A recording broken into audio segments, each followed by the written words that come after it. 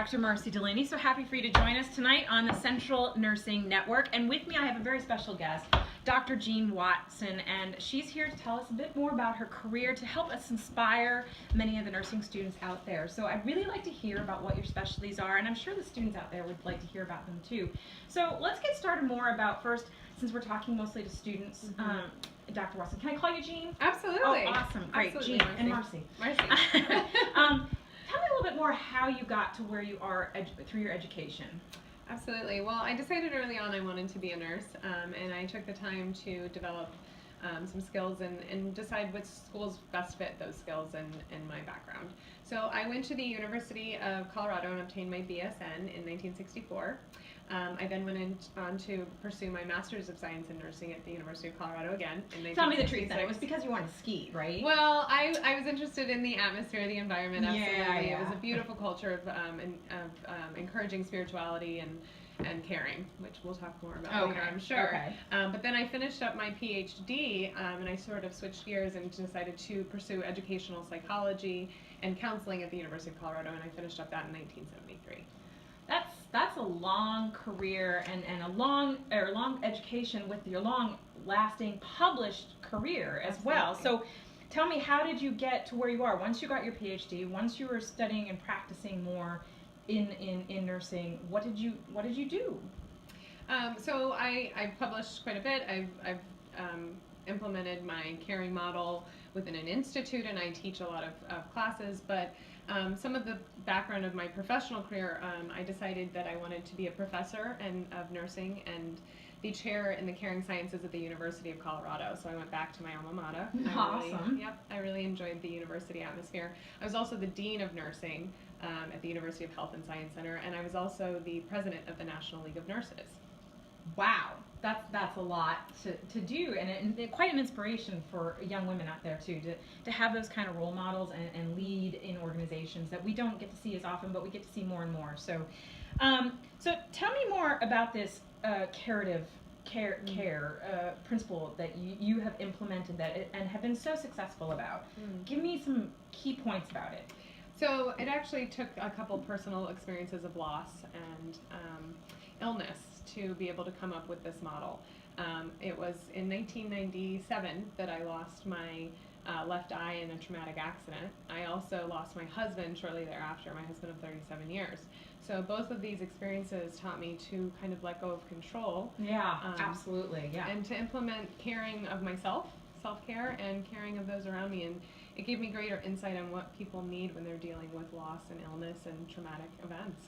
Absolutely, and I can totally relate, having to lose so much in such a short period of time. And I know there's a lot more people out there than we know that can experience more than just one-time loss. It can be even more probably than just themselves, their family members, their pets. How do you reach those steps? So tell me a bit more. Is it a step process? Is it something that you have nurses follow along with the patients? What do you suggest? What is your theory? So my curative theory has 10 factors that are associated with them. They were intended to be a basic framework for what I felt represented the core of nursing.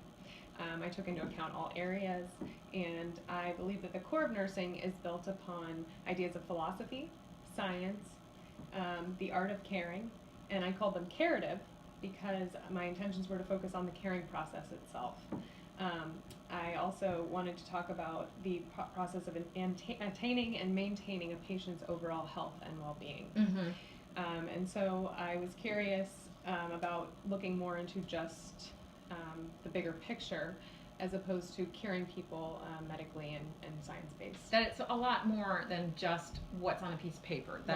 That we have to look deep into people's hearts. Absolutely. Right? Patients are not just numbers. Human beings are not just numbers. Right. And I witnessed that too a few years ago during my father's passing, and it really was, the nurses made all the difference. They really did. They walked us through, the family walked us through what was happening. They always talked to him at the same time and not made him just a patient just laying there and not, even though he may have not acknowledged them, they talked to him as if he did acknowledge them. And it really is an amazing theory. So what else do we want to talk about? Is there anything else specific you want to share with our students about how to put this into practice? Well, I'd love to talk to you more about some of the 10 factors Okay. that I came up with. The 10 factors, I can just list them off for you. The formation of a humanistic and altruistic system of values. Okay, so can we give you little examples that go with each of these factors? I think what I'd rather do is I'd rather discuss them with everyone, and then maybe we can talk to the audience later on and see if there's some great. examples. Let's go for it. Is that a good plan? So installation of faith and hope are also areas that I wanted to focus on quite a bit. So cultivation of sensitivity to oneself and to others, so being sensitive and mindful of each other. Development of a helping, trusting, human, caring relationship. So trust is essential. Absolutely. Especially when you're caring for people. You tend to just meet people when you're a nurse, and you have to maintain and build that trust very quickly. And that's difficult sometimes. And we want to know their first names. It's like, I don't want to just call you Nurse Robinson. Right. I want to know who you are and what are you going to do for my family member. Absolutely, and that helps to build a trusting relationship early on. Excellent. Next, I decided to talk about promotion and acceptance of the expression of positive and negative feelings. So honoring both of those sides of a human. That there's times for joy and laughter, and there's times for sadness and not so great feelings sometimes. So that's also very important. So the next is the systematic use of a creative problem-solving caring process. So looking at it from a problem-solving perspective can really help people benefit from the system as a whole. Promotion of transpersonal teaching and learning, and also the provision for a supportive, protective, and or corrective mental, physical, societal, and spiritual environment. Now that's very wordy. Can Yes. you break that down a little bit for me so Absolutely. I can understand a bit more? So being supportive and protective is making the environment a place where the patient feels safe, and they feel that I am providing protective care as well. Mm-hmm. So next within that statement is if there's any need for corrective mental, physical, societal, or spiritual changes within that environment. So making sure that you're looking at all aspects of that environment, not just in a physical form. Okay, awesome. Next is assistance with gratification of human needs. And so we all can gain satisfaction from our needs and making sure that those are met. The last factor that I developed was allowance for existential, phenomenological, and spiritual forces. Whoa, that's words I don't. Can you explain that a bit more? Clearly, I was in Colorado for quite a long time. Yeah, I think. It so- wasn't legal back then, was it? Go for it. Sorry. So, allowance for existential, phenomenological, and spiritual forces is allowing us to realize that there are forces beyond us that often are at work. And as nurses, I think a lot of us can attest that sometimes we draw upon those forces, and sometimes our patients need to. And whether we believe in the same beliefs that they do, it's helpful to rely upon something higher than ourselves. That's absolutely true, totally true, and it's the recognition of it, really. Absolutely. That you have your own beliefs, but your patient and their family is going to have different beliefs no matter what. Right. And to recognize that's great. That's great. Absolutely. So was there anything else you wanted to share with our students about your career path or how some best practices in implementing this?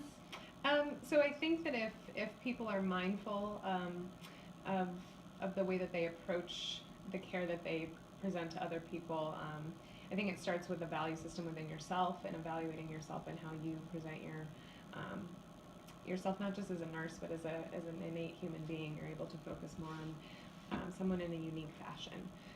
But I think also I could talk to you a little bit about how I implement these within systems.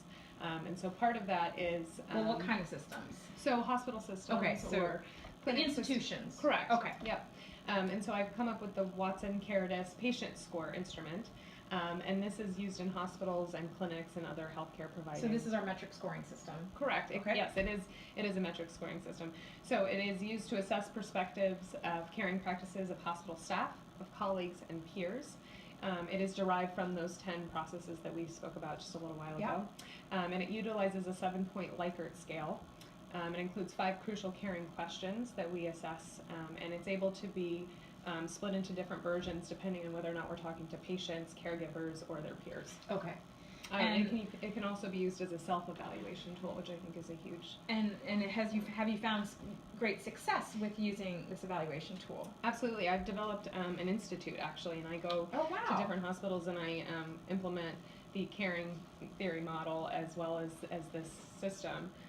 So it is being used quite widely. And you're obviously wide known. You're published. People are pulling you in all the time to implement this. So it is successful, and, Yes. and it is proven But to work well. I would like to point out, it's not that I'm necessarily widely known. It's that this It's theory. your theory, And, yes. and the important part about that is that it's helping our patients. It's helping hospital staff. It's helping providers give better care because they're implementing the caring model, which it sounds redundant, but it's something that we forget about. So often Absolutely. we hear the words caregiver and caring, but what does that actually look like, and what does it mean? And of course, with any good academic, you take feedback and implementation of contributors throughout the years, because something you developed even 20, 30 years ago is going to evolve through time. Absolutely. And today, especially today in 2016, I mean, the care model isn't quite the same as it would have been probably in 1976. Right. But it's still adaptable. Right. It's still agile. Absolutely. It's still, the basic principles still exist, and that's great. Well, is there anything else you want to share with our students tonight before we sign off? No, I think that was something I definitely wanted to touch on, but you just did, that it's we have to be mindful of times that are changing and evolve with those changing times, because we need to work within the context of our current environment, and that's very important. Great. So before we go, I just have one last question for you. Absolutely. Why did you want to be a nurse? Oh. Why do you want to be a nurse? I've always felt the profound need to have empathy and care for others, and I think I'm able to bring that across on a daily basis, but nursing gives you a window of doing that, and a mode of doing that is it's unmatched. It's you can't compare it to anything else, and it gives you a personal insight into someone else's life in a time when they're in great need, and it provides you the experience of drawing upon something beyond yourself, I think. That's wonderful, and we need more people like you. Thank you for caring. So Thank you, you. Dr. Watson, for joining us. Awesome. Thank you, And Marcia. we're signing off.